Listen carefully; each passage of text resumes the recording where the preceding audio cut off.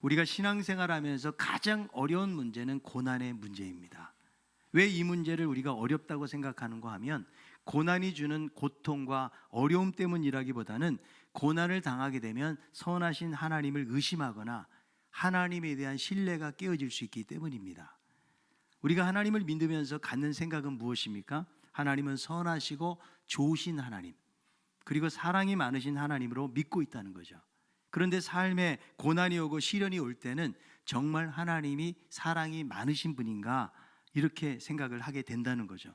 물론 살면서 이유 있는 고난, 예를 들어서 내가 무슨 죄를 지었거나 혹은 잘못 살아가지고 당하는 고난에 대해서는 그래도 할 말이 있을 것입니다. 내가 잘못해서 그런 것이기 때문에 맞아도 싸, 아마 이런 생각을 가지고 여길 수 있다는 거죠. 그래서 하나님을 잘 섬기지 못해서 그럴 때는 하나님이 나를 깨닫도록 하기 위해서 고난을 주신다고 여길 수가 있다는 거죠.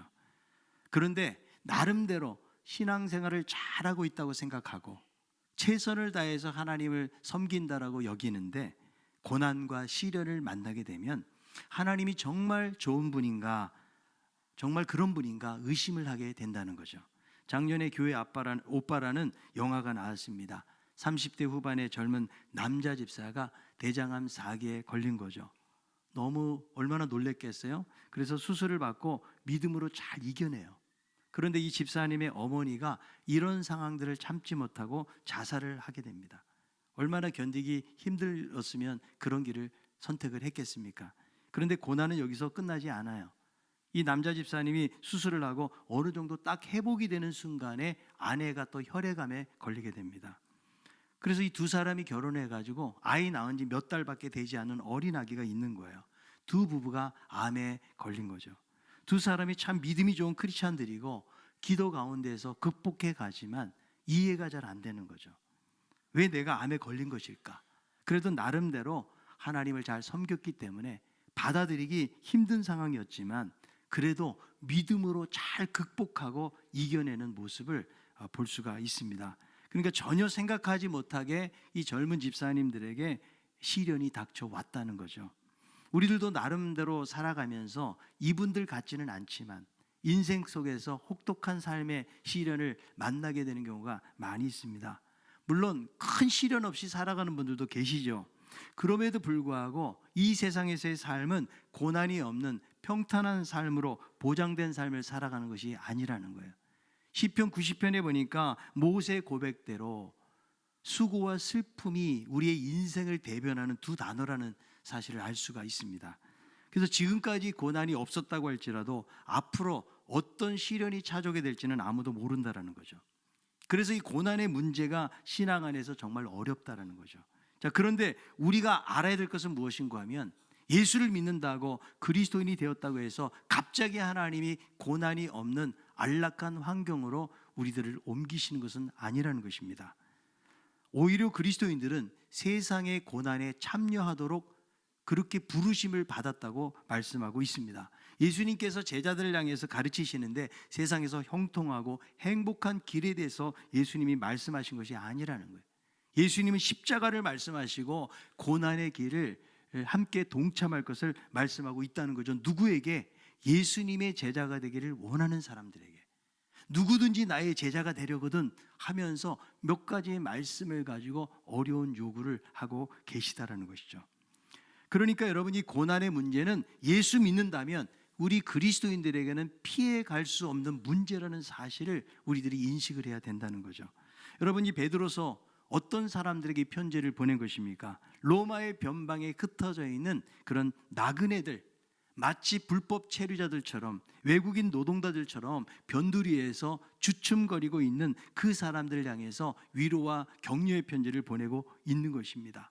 그래서 이들에게 세상에 있는 어떤 복을 약속하는 것이 아니에요. 너희들이 과연 세상 속에서 어떤 사람들인가 그 정체성에 대해서 말씀해주고 있다는 거죠. 그리고 하나님의 교회는 이 세상에서 어떤 위치를 차지하고 있는가? 너희들이 세상에서는 별로 대접받지 못하고 무시당하고 쓸모없는 삶을 살고 그런 취급을 받는 것 같지만, 그러나 너희들은 온 세상을 다스리시는 하나님의 역사의 정점에 있는 사람들이다. 성부 하나님께서 미리 아신 바 되었고 성령께서 거룩하게 하시고 예수 그리스도를 통해서 택하심을 입은 그런 은혜를 받은 사람들이라고 말씀해주고 있는 것이죠. 이런 은혜를 받은 사람들이 무슨 소망을 갖게 되어지는 거예요? 산 소망을 갖게 되어진다. 썩지 않고 더럽지 않고 새하지 아니하는 기업을 말하는 거예요. 그런데 세상에 있는 것들은 어떻습니까? 썩고 더럽고 새하는 것이라고 말씀해주고 있다라는 거죠. 그런데 예수 그리스도를 믿을 때에 산 소망을 갖게 되어지는데 썩을 몸이 썩지 아니할 몸으로 부활하게 되는 거예요. 더러운 죄로부터 죄사함을 받게 되어지는 것이죠. 그리고 새하고 없어지는 삶에서 영원한 삶을 약속을 받게 된다는 것이죠. 그러면서 하나님께서 너희들을 위해서, 우리들을 위해서 하늘에 이미 간직하신 것이 있다는 거예요. 그게 무엇인가? 여러분, 우리가 이 세상을 살면서 그렇게 갖기를 원하는 것이 땅 아닙니까? 요즘 부동산 가격이 대단하지 않습니까? 그런데 여러분, 하늘의 땅이 우리에게 있다는 거예요. 아멘. 이건 돈으로 살 수 있는 것이 아니에요. 오직 믿음으로만 갖게 되는 하늘의 땅이 있다. 없어지지 아니하는 땅이 있다라고 말씀해주고 있다라는 것이죠. 그래서 믿는 사람은 취소되지 않고, 그리고 양도도 될 수 없는 이 유업이 준비되어져 있다라고 말씀하고 있는 거예요. 이것을 바라보고 소망하여라. 그래야 이 세상의 허물을 이길 수가 있고, 결핍이 많고 고난이 많은 이 세상의 삶을 이길 수가 있다라고 말씀해주고 있다라는 거죠. 그러니까 여러분, 신앙의 삶이라는 것은 우리가 살아가는 그 자리에서 모든 것을 해결하고 살아가는 것이 아니에요. 마치 도깨비 방망이처럼 금 나오라 뚝딱, 은 나오라 뚝딱 이렇게 되는 것이 아니라는 거예요. 여러분, 우리가요, 기도하면 다 이루어집니까? 아멘입니까? 기도한다고 무조건 응답되는 것이 아니라고요. 야고보 사도는 말씀해요. 너희가 얻지 못하는 이유는 뭐냐면 기도하지 않아서 그렇다는 거예요. 여러분, 얻기를 원하면 기도하시길 바랍니다. 그런데 기도했는데도 얻지 못함이 있다면 너희 정욕을 위해서 쓰려고 잘못 구하기 때문이라고 말씀해주고 있다는 거예요. 그러니까 기도라는 것은 내 욕망과 내 뜻을 이루는 도구가 아니에요. 하나님의 뜻을 이루는 도구가 될 줄로 믿습니다. 물론 여러분, 우리들은 하나님께 필요를 구하고 하나님을 의지하고 살아가야 돼요. 그러면 하나님께서 우리에게 가장 좋은 것, 가장 합당한 것으로 주실 줄로 믿습니다. 그래서 맡기는 거예요. 자, 그런데 여러분, 나에게 병이 찾아왔어요. 병 들었을 때에 기도하면 정말 치유의 역사가 일어나는 것입니까? 아주 믿음이 좋고 신앙이 좋은 분들이 기도를 했지만 별 수 없었어요. 병원에서 치료를 받았지만 별 효과 없이 세상을 떠나는 사람들도 있어요. 이 사람들이 하나님을 의지하는 믿음이 연약해서 세상을 떠난 것은 아니라는 거죠. 제가 20년 전에 임종기도 했던 분이 10수년이 지나도 살아계시더라고요. 그러니까 여러분, 그것은, 이 생사라는 것은 하나님에게 달려있다는 거예요. 아멘. 여러분, 이 두 가지가 하나님의 선한 뜻 가운데서 이루어진다는 거죠. 자, 그렇게 되다 보면 야, 하나님이 알아서 하시겠지 그러고 기도를 안 하잖아요. 운명론자예요. 우리는 그렇게 살면 안 돼요. 결과는 맡기고 하나님 앞에 간절하게 기도해야 돼요. 아멘. 여러분, 병이 걸리잖아요. 하나님의 긍휼을 구하는 기도를 해야 돼요. 그러면 하나님께서 히스기야처럼 생명도 연장시켜 주시고 기적 같은 은혜를 베풀어 주시기도 한다라는 거죠. 그래서 이 모든 것이 하나님의 섭리 속에 있다라는 사실을 믿고 우리는 그 주권을 믿고 달려가야 된다라는 거죠. 자, 그래서 우리가 이 땅을 살아가면서 여러 가지 많은 시련들을 당하게 되어졌는데, 과연 우리들은 시련을 만날 때에 어떤 삶의 태도를 가지고 살아야 되는가? 오늘 본문이 우리에게 무엇을 말씀해 주는지를 살펴보려고 해요. 첫 번째는 어떤 시련 속에서도 하나님이 보호하심을 믿으라는 거예요. 자, 베드로전서 1장 5절에 있는 말씀이에요. 너희는 말세에 나타내기로 예비하신 구원을 얻기 위하여 믿음으로 말미암아 하나님의 능력으로 보호하심을 받았느니라. 여러분, 구원이 언제 나타난다는 거예요? 말세에, 마지막 때에 나타난다는 것은 무엇을 말하냐? 감추어졌던 것이 열어 젖혀져서 보여주는 것을 말하는 거예요. 그동안 베일에 쌓였던 것들이 완전히 드러나게 된다는 거예요. 언제? 예수 그리스도가 이 땅에 재림하실 때. 그때 완전한 우리의 구원의 진정한 모습이 드러나게 되어진다는 거예요. 자, 그런데 여러분, 우리가 불안해하는 이유가 있다면 과연 이 고난과 시련과 환난 속에서 큰 핍박과 어려움이 우리에게 격렬해진다면 우리들의 고민은 뭐예요? 내가 잘 견딜 수 있을까? 이런 의구심을 갖게 된다는 거예요. 여러분, 요한계시를 보니까 말세에 일어나는 전쟁이 있거든요. 666이 있어요. 대환란의 날들을 기록해주고 있는데 두려움이 생기는 거예요. 내가 이 환란 날에 나의 믿음을 유지하고 끝까지 구원받을 수 있을까? 여러분, 우리가 불안한 이유는 무엇입니까? 그것은 믿음을 내가 주관하는 것으로 여기기 때문에 불안한 거예요. 여러분, 성경의 대표적인 사람이 베드로 아니에요? 자신의 믿음으로 예수님이 죽는 데까지 따라가겠습니다, 이렇게 고백을 했어요. 그 거짓 고백이 아니에요. 정말 베드로에 있었던 믿음으로 그렇게 고백을 한 것이죠. 그런데 예수님을 3번씩 부인하는 자리까지 나아가게 되었다. 여러분, 우리들도 내 믿음을 보면 얼마나 보잘것없는지를 알 수가 있는 거죠. 우리가 막 충만할 때는 막 순교도 할 수 있을 것 같아요. 근데 우리는 너무 적은 일에 넘어지고 낙담하게 되고, 정말 하나님이 살아계신가? 우리가 연속적으로 고난을 당하게 된다면 그런 의심들을 할 수가 있다라는 거죠. 여러분, 하나님은 우리의 연약한 믿음을 아시고 우리 연약한 믿음을 붙들고 계시다. 여러분, 베드로가 부인할지 예수님 이미 알고 계셨어요. 그래서 예수님께서 어떻게 기도하셨는지 아십니까? 누가복음 22장 31절 32절. 시몬아 시몬아, 보라, 사탄이 너희를 밀가부르듯 하려고 요구하였으나 그러나 내가 너를 위하여 내 믿음이 떨어지지 않기를 기도하였노니 너는 돌이킨 후에 내 형제를 굳게 하라. 여기에 보니까 내 믿음이 떨어지지 않도록 누가? 예수님께서 베드로를 위해서 기도하셨던 거예요. 그래서 여러분, 이 믿음은 누가 붙잡고 계세요? 하나님이 붙잡고 계시다. 아멘. 나의 연약한 믿음, 내가 별로 믿음이 없는 것 같아도 하나님께서 우리의 믿음을 붙잡고 계시다라는 거예요. 자, 히브리서 7장 25절. 그러므로 자기를 힘입어 하나님께 나아가는 자들을 온전히 구원하실 수 있으니 이는 그가 항상 살아계셔서 그들을 위하여 간구하심이라. 하나님께 나아가는 자를 온전히 구원하시는데 지금도 하나님 보좌 우편에서 우리를 위해서 기도하고 계시다. 그 믿음을 붙잡아주고 계시다라는 거예요.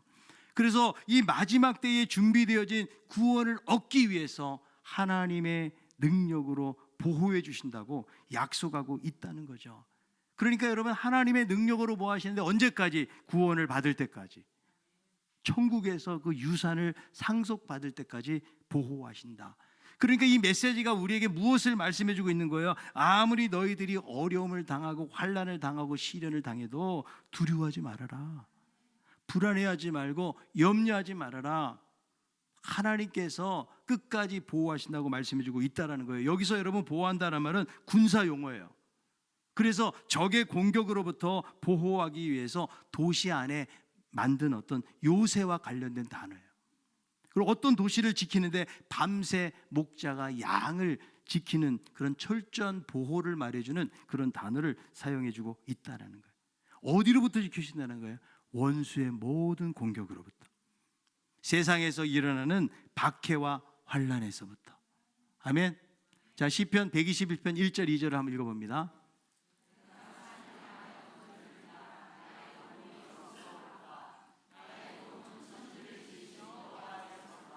왜 내가 산을 향하여라고 해서 산은 시온산이에요. 하나님의 성전이 있는 곳. 거기를 향해서 눈을 들리라. 나의 도움이 어디서 오는가? 천지를 주신 하나님에게서 온다. 여러분, 진정한 도움은 하나님에게서 오는 줄로 믿습니다. 자, 그런데 여러분, 이 보호하심은 무엇을 통해서 확신할 수 있는 거 한번 믿음이라는 게 믿음. 믿음으로 말미암아. 여러분, 믿음이 그런 역할을 한다라는 거예요. 여러분, 자동차 여러분 운전하려면 키가 있어야 돼요. 키가 없으면 문도 못 열어요.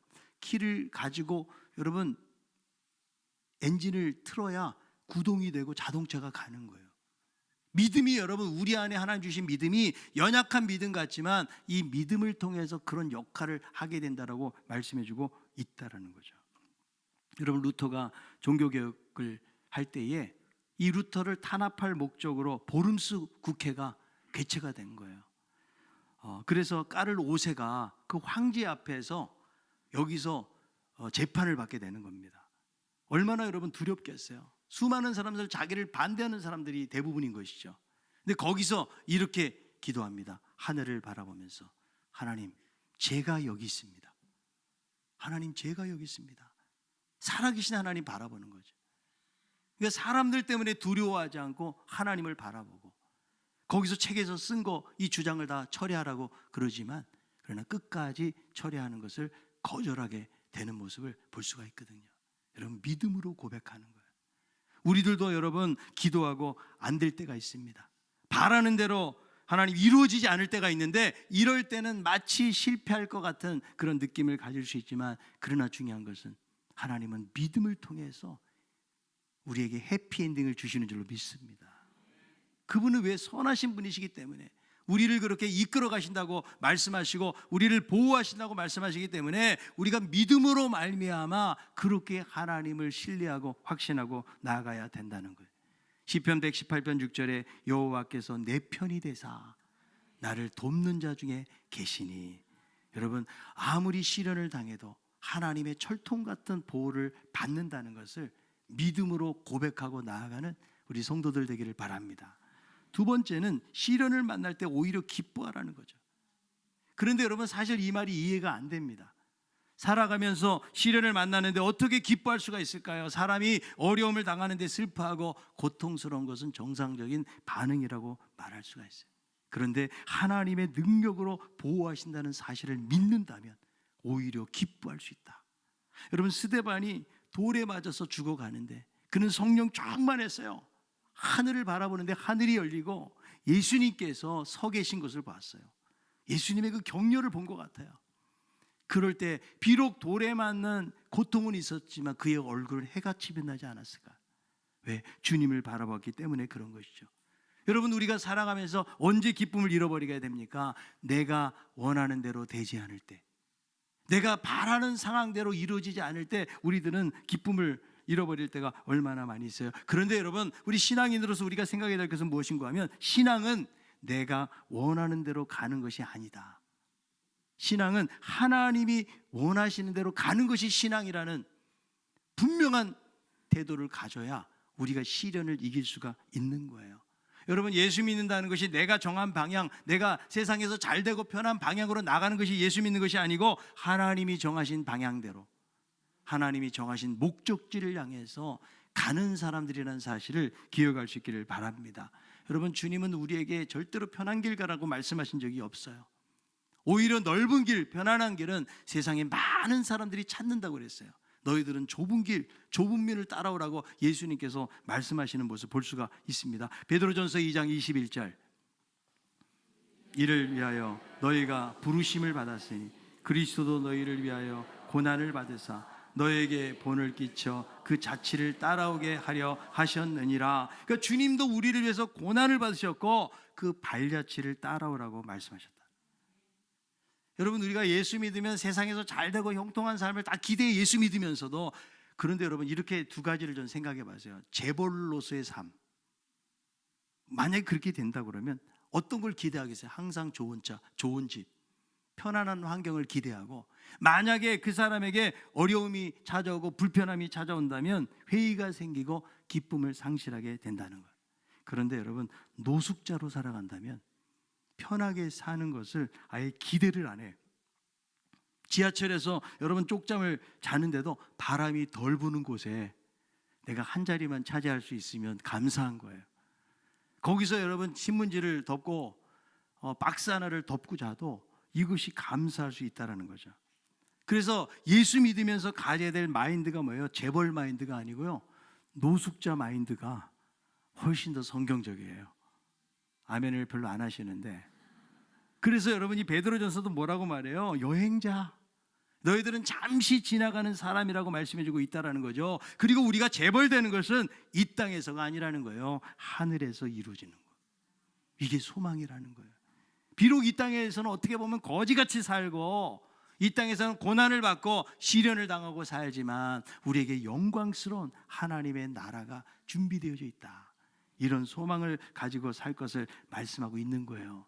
그러니까 여러분, 예수 믿어서 세상에서 부자 되고 형통한 삶을 살고 건강해진다는 약속만이 있는 것은 아니에요. 만약에 여러분들이 이런 약속 때문에 예수 믿는다 그러면 당장 보따리를 싸세요. 안 말려요.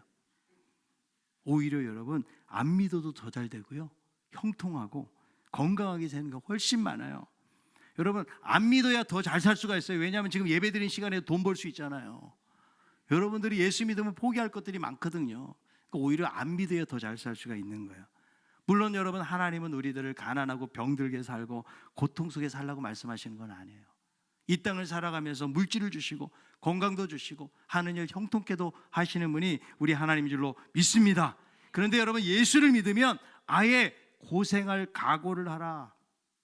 왜? 이 땅에는 수많은 시련들이 있기 때문에. 여러분, 하나님이 왜 고난을 주시는 것일까요? 이 고난이라는 것은 하나님의 성품하고 도무지 맞지 않는 것처럼 생각할 수가 있어요. 그런데 하나님은요, 고난을 사용하셔서 구원을 이루어 가신다. 고난은 하나님의 구원을 이루어 가시는 하나의 도구로 하나님이 사용하신다는 거예요. 여러분, 고난 자체가 목적이 아니에요. 하나님은 우리가 막 병들고 힘들게 살고 고생하기를 원하시는 분이 아니시라고요. 더 큰 목적이 뭐예요? 하나님께로 우리를 데려가 주시기 위해서 우리에게 일종의 어떤 수단으로 고난을 사용하고 있다는 거예요. 그래서 하나님께서 자신이 보여주신 사랑이 어디서 나타나요? 편안하고 안락한 환경에서 나타나는 것이 아니에요. 십자가라는 엄청난 고통의 자리에 하나님의 사랑은 절정을 이루게 된다는 것이죠. 그래서 여러분, 신앙생활 잘한다는 것이 어떤 것일까요? 세상에서 어떤 문제를 만나도 척척 다 해결하고 응답받으면서 풀어버리는 신앙을 말하는 게 아니에요. 여러 가지 시험 속에서도 하나님의 뜻을 깨닫고 연단을 통해서 더 성숙하고 변화된 신앙으로 살아가는 것, 이것이 여러분 성경에서 우리에게 말씀해주고 있는 신앙의 진짜의 모습이라는 거예요. 여러분, 세상에서도 보십시오. 새로운 일을 하게 되면 사람들이 동의하지 않아요.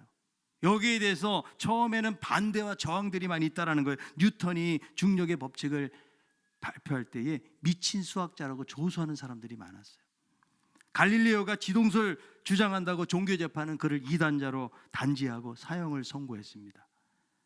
아브라함 링컨이 노예 해방을 외쳤을 때에 남부의 노예주들은 그의 생명을 위협하기도 했다는 거예요.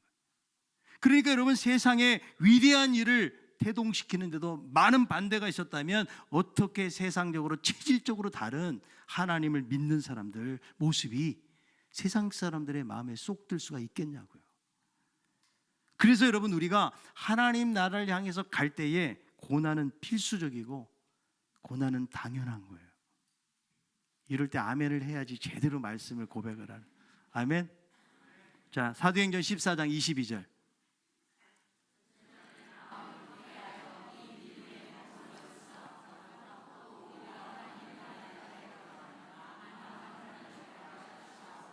자, 여기 보니까 하나님의 나라의 천국에 들어가려면 무엇을 겪어야 된다? 많은 환난을 겪어야 할 것이라고 말씀하고 있잖아요. 그러니까 여러분, 천국 갈 사람들은 환난을 겪을 준비를 하고 살아야 돼요. 그걸 이상하게 생각하면 안 된다는 거예요. 여러분, 최근에 중국에서 지금 우한 폐렴으로 인해서 신종 바이러스로 인해 가지고 전 세계가 떠들썩거려요. 그래서 여러분, 중국 근접 국가 몽골에 있는 선교사님이 편지를 보낸 거예요. 3월 초까지 모임을 다 폐쇄시키는 거죠. 거기는 공산주의 국가가 아니거든요. 과거에 공산주의였지만 지금은 민주공화제로 바뀌었는데, 그래서 학교 다, 그 다음에 문화행사 취소하고, 그리고 또 하나 종교 행사를 못하게 하는 거예요. 그래서 모였던 어떤 선교사님이 추방을 당했답니다. 그리고 주일학교 애들을 모아뒀는데 그 선교사님도 방송이 되면서 결국은 비자가 취소될 위험에 처했기 때문에 이것이 오히려 신앙적인 박해로 이어지지 않도록 기도해 달라고 그렇게 편지를 보내온 거예요. 여러분, 우리들이, 저는 그런 생각이 들어요. 다 모이기 때문에 조심은 해야 되지만 너무 두려워할 필요가 없어요. 자, 이제 독감 때문에 다음 주 3부 예배 없습니다. 할렐루야 할 겁니까? 여러분, 그런 날이 올 수도 있어요. 만약에 확진자들이 많아져 가지고 그렇게 한다 그러면 교회 집단적으로 모이는 거에 대해서 사람들이 두려워하고 아마 주일학교 애들도 안 보내고 혹시 거기에 어떻게 될까 봐 이런 경우가 많지 않을까요? 제가 원래 이번 주에 재직 세미나를 어느 교회에서 하기로 했거든요. 그 친구 교회입니다. 꽤 큰 교, 우리 교회 한 2배 정도 되는 모이는 그런 교회인데요. 그런데 취소를 했다는 거예요. 저는 목회자의 마음을 이해합니다. 더 많은 사람들이 모여서 받기를 원하는 마음 때문에. 그런데 뭐 지금 상황이 이렇다고 취소해야 되는가? 몇 년 전에 우리 교회가 여러분 그때 그 당시 메르스 사태 때요, 제주도 갔어요. 사람들이 제주도 갈 때 막 여기저기서 이야기했어요. 그거 가면 안 됩니다. 그렇게 단체로 가다 큰일 납니다. 그런데요, 저는 그런 생각이 들더라고요. 여기서도 죽으려면 죽는데 그런다고 죽겠어요. 그래서 거기를 딱 갔더니 공항에 우리 버스밖에 없는 거예요. 여러분 제주도에 중국 사람들 한 명도 안 들어왔어요 그때. 그래가지고 가는 곳마다 대우를 얼마나 잘 받았는지 몰라요. 줄을 안 섰어요. 오히려 그래서 오히려 잘 누리다 왔거든요. 여러분 우리나라에 자살로 죽는 사람들이 얼마나 많은지 아세요? 그 사람들이 여러분 죽는 숫자로 따지면 한두 사람이 아니라고. 지금 여러분 그 우한 폐렴으로 해서 한 300명 정도가 중국에서 죽었답니다. 우리나라 자살자들이 한 10일만 가도 그만큼 되는 거야. 하루에 뭐 38명, 9명씩 자살하는 나라 아니에요? 여러분 교통사고가 생기고 문제가 생기고 이런 거로 인해가지고 어려움 당하는 사람들도 많이 있다고요. 근데 우리가 물론 여러분 조심은 해야 되지만 우리가 그런 일에 두려워하다 보면, 아니 여러분 우리가 하나님께 부르심을 받은 사람들이 정말 핍박을 당할 때 어떻게 신앙 지키겠어요 여러분? 아니 독감이 그렇게 무서운데 내가 교회 가가지고 독감 걸려서 죽었더라 그러면 순교한 거예요. 순교. 그거 아니에요 여러분? 아니 그런 담대함이 없냐고요. 우리가 그런 담대함 없이 살아가는데 정말 신앙적인 대박해와 환란이 오게 될 때 과연 우리의 믿음을 어떻게 지켜갈 수가 있겠냐고요. 그러니까 여러분 우리는 조심은 해야 돼요. 그러나 너무 두려워하지 마세요. 여러분 사단이 그런 일들을 통해서 예배 못 드리게 만드는 거 아니에요. 마지막 때 점점 그런 일들이 일어나고 있는데 우리의 믿음을 다시 한번 견고하게 하고 어떤 시련 속에서 하나님 바라본다는 믿음이 없이는 교회도 똑같이 세상처럼 가는 거예요. 여러분 우리는요 요즘 계속 뉴스만 틀으면 그 이야기 나오잖아요. 뉴스는 얼마나 잘 믿는지 몰라요. 가짜 뉴스도 많은데 하나님 말씀은 잘 안 믿으면서. 여러분 세상이 뉴스를 믿어야 돼, 하나님 말씀을 믿어야 돼요. 물론 세상을 다 거부하라는 말을 저는 하는 것이 아닙니다. 하나님의 말씀이 더 중요한 거 아니에요? 아멘. 하나님이 나의 죽음과 삶을 하나님이 주관하신다는 믿음을 갖지 않고서 우리가 그냥 예배 한 번 정도 드리는 거 가지고 어떻게 우리의 신앙이 유지가 되겠어요? 하나님이 어떤 상황 속에서도 우리를 보호하신다. 그리고 하나님은 이 시련을 통해서 우리의 믿음의 확증을 주시는 거예요. 여러분 내가 시련이 없으면요 내가 믿음이 좋은지 안 좋은지 알 수가 없다라고요. 그런데 고난을 당해보면 진짜 그 사람의 신앙이 드러나게 된다는 거예요. 여러분 이 마지막 때에는요 점점 예배 드는 인원들이 줄어들어요. 그런저런 이유 때문에, 바쁘다는 것 때문에, 그런 병균들 때문에. 저는 여러분들이 거기에 흔들리지 않았으면 좋겠어요. 내가 죽어도 교회 가서 죽는다. 아멘. 여러분 새벽기도 그렇게 나가지 말라고 그랬는데 어르신이 나오다가 만약에 골절상 당해가지고 세상 떠났다, 순교야 순교를. 아니 교회 가면 왜 그렇게 다치느냐, 그 잘못된 생각을 하고 있는 거예요. 때로는 하나님이 그런 시련도 주시지만 그 시련 가운데서 인도하시는 하나님을 바라보아야 된다는 거예요. 그러니까 여러분 우리들은요 편해지려고 예수 믿는 게 아니라고요. 우리는 고생을 사서 하는 사람들이 돼야 되는 거예요. 희생하고 수고하고 남을 섬기는데 여러분 자기의 이기적인 마음을 가지고 여러분 그렇게 산다면 결코 주님의 마음과 정신으로 우리는 살아갈 수가 없다라는 거예요. 여러분 어떻게 우리 교회가 세상을 이기는 교회가 되겠어요? 이런 분명한 믿음에 대한 차별적인 삶의 모습이 우리에게 있을 때 그렇게 되는 거 아니겠어요? 여러분 시련과 고난이 큰 것 같지만 6절에 보니까 잠깐 근심한다. 이것은 금방 지나가게 되리라. 여러 가지 시련을 만나면 고통스럽고 낙심이 되고 힘에 겨울 때가 많지만 원망하거나 불평하지 말고 오히려 기뻐하여라. 우리에게 거듭나게 하사 살아있는 소망을 주셨고 하늘의 간직한 유업을 주셨기 때문에, 그리고 하나님의 능력으로 보호하신다고 말씀했기 때문에, 이런 믿음으로 말미암아 우리가 받는 시련이 있다면 오히려 기뻐하는 삶을 살아가는 것이다. 야고보서 1장 2절 3절에 이렇게 말씀합니다. 내 형제들아, 너희가 여러 가지 시험을 당하거든 온전히 기쁘게 여기라. 이는 너희 믿음의 시련이 인내를 만들어낸 줄 너희가 알미라.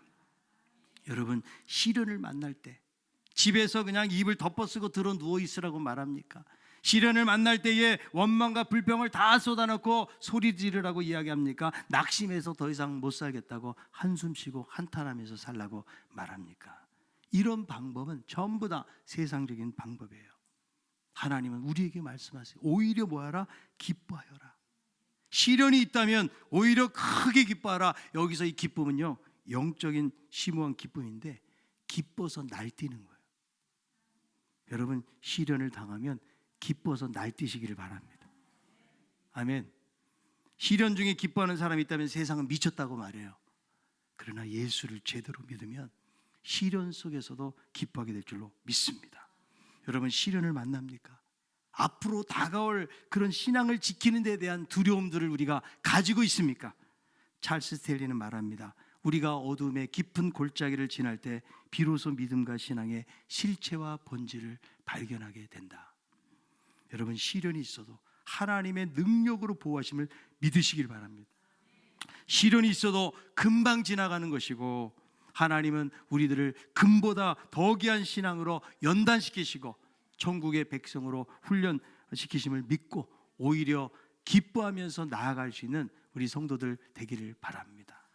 여러분, 시련 중에도 흔들리지 마십시오. 주님이 우리를 보호하시고 인도해 주실 것입니다. 이런 믿음을 가지고 주님 바라보면서 나아갈 수 있는 우리 모든 성도들이 다 되기를 바랍니다.